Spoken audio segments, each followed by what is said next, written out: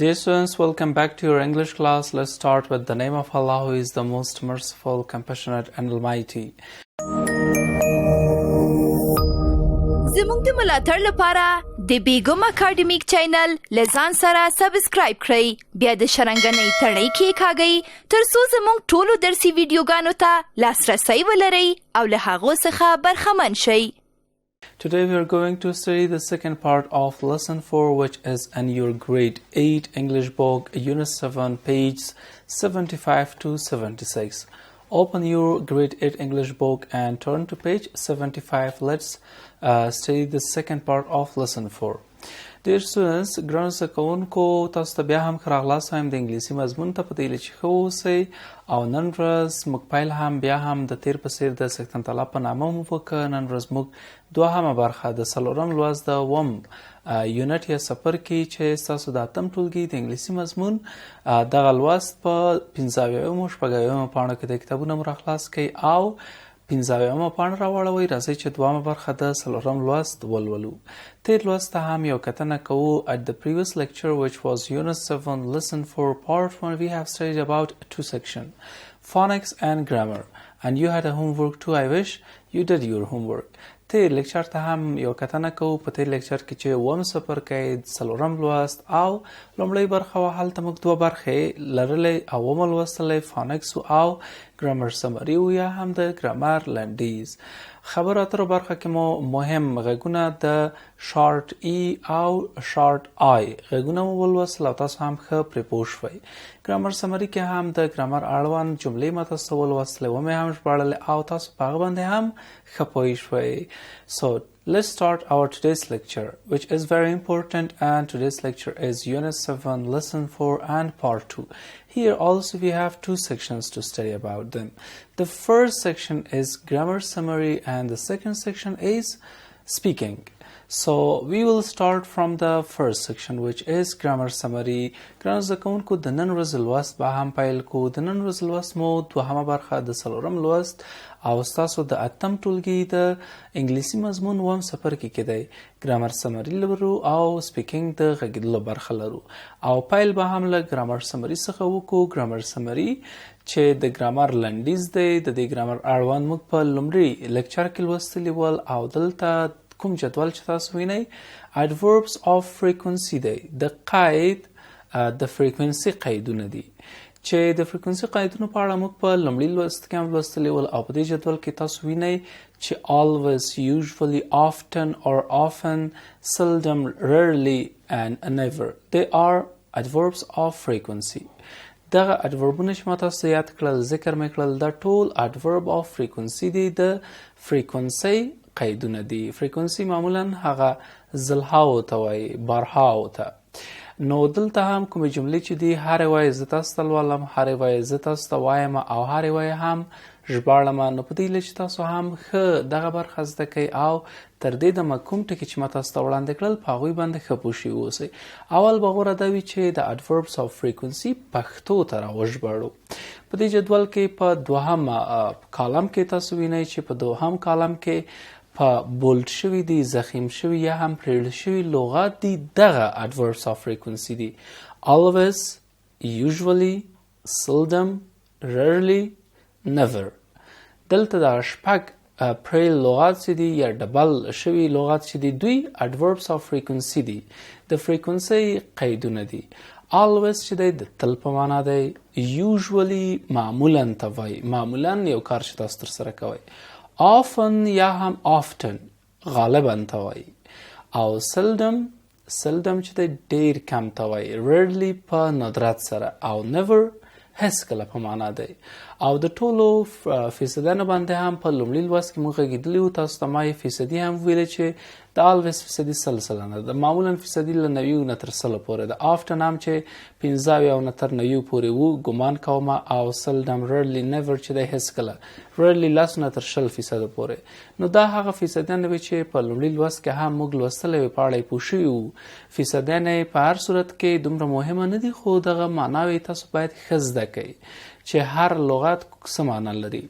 never هیڅ کله، rarely په ندرت سره، seldom ډیر کم، often غالبا، usually معمولا او always تل جملې تاسو ته لولم، په جملې کې تاسو ته ښه ښکاري. I always go to work by car. زه تل always مشخص کیږي، زه تل کار ته په موټر باندې ځم.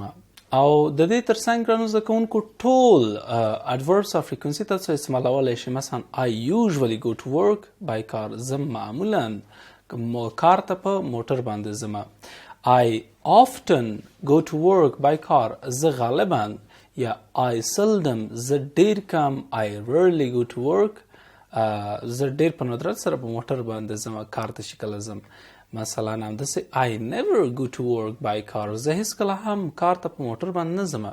نو دا هغه adverbs of frequency دي چې تاسو ښه وپېژندل. که چیرې ترڅنګ مثلا دریم شخص استعمال شي he she it وي، دلته بیا هغه اصلي فعل ستاسو په سمپل پرزنټنټ کې اس اخلي یا ای اس اخلي. مثلا go دی چې په لاندې کې goes شوی دی. په همدې ډول باندې ګرانو زده کوونکو بلال always goes to work by car.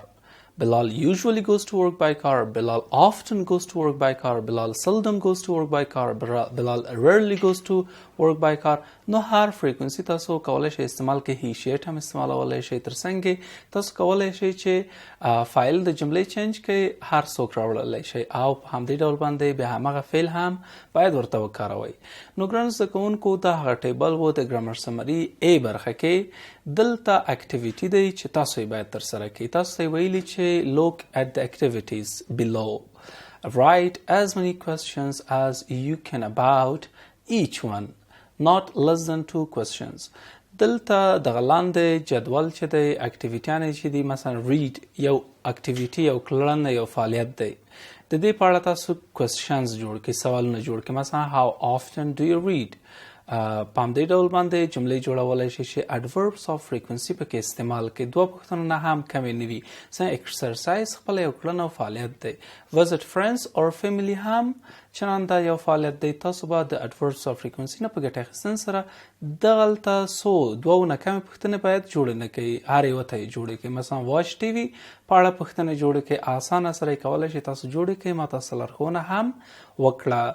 نو د بي برخه کې هم راځو د ګرامر سمري کې. دلته تاسو ویلي چې in pairs په جوړې ډول باندې ask and answer questions about a daily schedule and activities.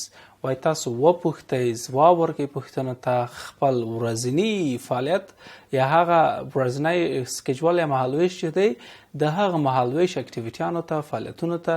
نو دا هم اکټیویټي دی چې تاسو باید په ټولګي کې ترسره کړئ او ترسره یې کړئ. اسانه د کار مهم کړی، تاسو کولی شئ چې ترسره یې کړئ. نو ګرانو زده کوونکو د ګرامر سمري سی برخه هم لرو. په سی برخه کې تاسو ویلي چې rewrite the sentences using the adverbs of frequency. دلته 5 جملې دي، دا وایي بیا تاسو ولیکئ، بیا adverb of frequency هم پکې استعمال کړئ، یعنی د قید frequency هم پکې استعمال کړئ. چې جملې دي دا تاسو ته ما جوړې کړي دي، دا فعالیت ما تاسو نه دی پرېښی، زما تاسو ته کار کړی دی. لومړی شمیره ده چې he spends Fridays morning with his friends. مثلا always په پرانتز کې یا هم په قوس کې راغلی چې دا که چیرې زه بیا ریرایټ کړم بیا یې ولیکم وایم he always spends Fridays morning with his friends.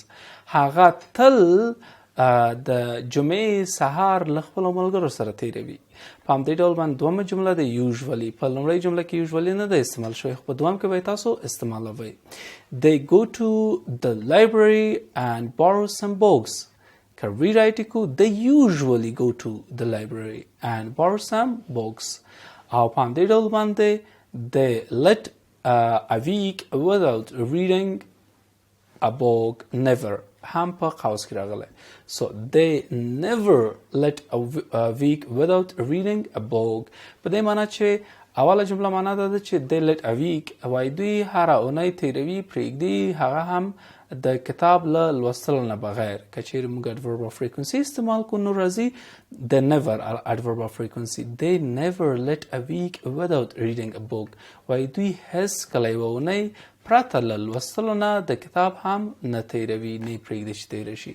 نو څومره توپیر پکې راځي تاسو کولی شئ په ژباړه کې هغه حس کړئ. څلورمه جمله ده they play table tennis together. هغوی د ټینس لوبه چې هغه هم په میز باندې کیږي یو ځای ترسره کوي. often د غالبا adverb of frequency استعمالو. they often play table tennis together. په همدې ډول باندې وایي دوی غالبا د ټینس لوبه په میز باندې یو ځای ترسره کوي. پنځمه جمله they have lunch in a restaurant. rarely adverbs په قوس کې راغلی. so they rarely په ندرت سره have lunch in restaurant. په رستورانت کې لانچ یا هم غرمنۍ اخلي یا خوري. نو ګرانو زده کوونکو دا د ګرامر سمري برخه وه. په دې چې تاسو ABC ټولې برخې زده کړې وي، جدول چې ما تاسو ته کار که. اوس راځئ چې د سپیکینګ برخه ته لاړ شو. که څه هم موږ د اووم څپرکي په آخرني لوست کې قرار لرو، په ټوله کې اکټیویټیانې ډېرې تاسو لرئ. دلته د سپیکینګ برخه کې هم یو اکټیویټي ده تاسو ته ویلي چې A برخه کې. د A په برخه کې د سپیکینګ په سیکشن کې تاسو ته ویلي there are certain activities that you do daily. What are they؟ له تاسو نه پوښتنه شوې د سپیکینګ په برخه کې. وایي دلته ځینې مشخصې یا بعضې اکټیویټیانې یا فعالیتونه او کړنې دي چې تاسو یې هره ورځ ترسره کوئ. له تاسو څخه زه دغه پوښتنه کوم، هغه کومې دي چې تاسو یې هره ورځ ترسره کوئ؟ هغه کړنې، هغه فعالیتونه. What are they؟ هغوی کوم دي؟ How much time do you spend on each؟ پوښتنه ده بیا څومره وخت تاسو په هر یو کړنه باندې، هر یو اکټیویټي فعالیت باندې تاسو سپینډ کوئ، مصرف کوئ. بیا تاسو ویلي fill in the table. نو هماغه اکټیویټیانه مو په دغه ټیبل کې، په دغه جدول کې تاسو ډک کړئ دغه جدول په هماغه اکټیویټیانو باندې. مثلا اکټیویټي دی تاسو ریډینګ کوئ، مثلا سایکلینګ کوئ، مثلا واکینګ کوئ یا کوکینګ کوئ. اکټیویټیانه به هم لیکئ. ټایم سپینډ څومره وخت به تیروئ، بل اکټیویټي کومه تاسو لرئ، بیا څومره ټایم سپینډ کوئ. نو ورځ کې معمولا موږ او تاسو تل ډیر کارونه ترسره کوو او معمول وي ځینې کارونه هره ورځ ترسره کوو. نو تاسو به هماغه اکټیویټیانې لیکئ. So dear students, this was part A of speaking. If you have any questions, you can ask me. عمر جان please. without څه معنا لري؟ ډیر ښه. without موږ د ګرامر سمري په C برخه کې ځینې جملې لوستلې وې. عمر جان متوجه شوی وای without څه معنا لري. without په معنا د پرته له ده، پرته له. پوه شوې؟ پرته له. مثلا without احمد پرته له احمد ده. without water پرته له اوبو نه. نو without د پرته له یا بدون از. په دې چې ته پوه شوی اوسئ او تاسو هم پوه شوي اوسئ. راځئ چې مخکې لاړ شو د سپیکینګ B سیکشن ته. د سپیکینګ په B سیکشن کې ګرانو زده کوونکو تاسو ته ویلي چې look at Naeem's time circle. Use the table above to make your own time circle. وای تاسو د نعیم ټایم سرکل ته یا د ټایم دورې ته وګورئ او تاسو هم په همدې ډول باندې د خپل ځان لپاره یو ټایم سرکل جوړ کړئ. This is your homework dear students. د نعیم ټایم سرکل تاسو ګورئ سلیپ څومره وخت کې دی سلیپ کوي، هغه اندازه تاسو ته ښکاري. eating څومره خوراک کوي، writing letters څومره نومونه یا نامې لیکي یا خطونه لیکي یا لیکونه لیکي. pray لمونځ په څومره وخت کې کوي. reading لوستل څومره کوي، مطالعه څومره کوي. school هم ډیر وخت لري. homework په څومره وخت کې ترسره کوي. TV تر څومره وخت کې ویني. ټلویزیون هم very personal ډیر شخصي کارونه په څومره وخت کې دی ترسره کوي. swimming لامبو په کوم څومره وخت کې دی وي. friends څومره وخت کې ویني یعنی دوستانه ملګري. family سره دی څومره وخت وي. دغه ټیبل ته چې د نعیم د ډیلی ټایم سرکل دی، د دې اړوند تاسو خپل ځان ته یو سرکل جوړ کړئ او دا ستاسو کورنۍ دنده هم چنان ده. ګرانو زده کوونکو دا اوس موږ د نن ورځې لوست هیله منم چې ټول لوست مو ښه زده کړی وي. at the end your homework is the B part of speaking section and you should make your own time circle. او تاسو باید ټایم سرکل مو خپل اړوند جوړ کړئ تر څو چې بل لوست لولو. ګرانو زده کوونکو تاسو په سختن ته لاس ورم. ښې چارې ولرئ. د خدای په امان. د بل درس د پیل وړاندې لنډه دمه اخلو.